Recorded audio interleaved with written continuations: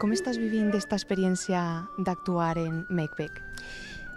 La veritat és que és una experiència increïble, perquè és un personatge de sempre, no? Històric, fins i tot, no? Shakespearià. Encara que nosaltres hem fet una versió còmica, no? Que jo crec que és la peculiaritat que mostrem nosaltres, però el personatge és el mateix, realment, no? I per a un actor és fantàstic poder representar un personatge així. Penses que si Shakespeare estiguera viu, l'agradaria? Per què l'agradaria, esta obra?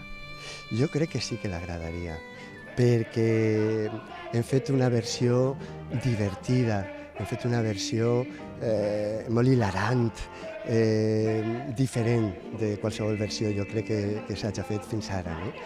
I jo crec que els autors que van escriure funcions dramàtiques, tragèdies, no? En el fons sempre n'hi ha punts còmics en els textos, no? Dramàtics, i així n'hi ha també. I jo crec que sí que li agradaria a Shakespeare.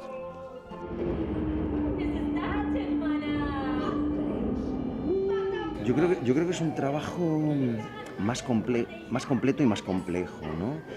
Sobre todo porque tiene infinidad de elementos. Llevamos dentro de Ornitorrincs prácticamente dos montajes, aunando lo que es la teatralidad con el teatro musical, ¿no? Con la música, con las canciones. Entonces darle esa dimensión de teatro musical a un espectáculo que además aporta un lenguaje clásico como es el de Shakespeare, yo creo que le da una dimensión que está muy por encima de lo que sería lo normal. Y bueno, eso quizás de alguna manera es lo que te resulta más complejo, ¿no? A la hora de dirigir. ¿Qué piensas que especialmente va a cautivar al público en esta obra? Bueno, hay muchos elementos que les pueden cautivar. Para empezar, la comedia pura y dura. Yo creo que es un divertimento total, muy completo. Luego las canciones, creo que Víctor Lucas ha hecho una composición musical extraordinaria y que además las canciones se insertan dentro de lo que es la propia historia, con lo cual a través de las canciones continúa la propia historia.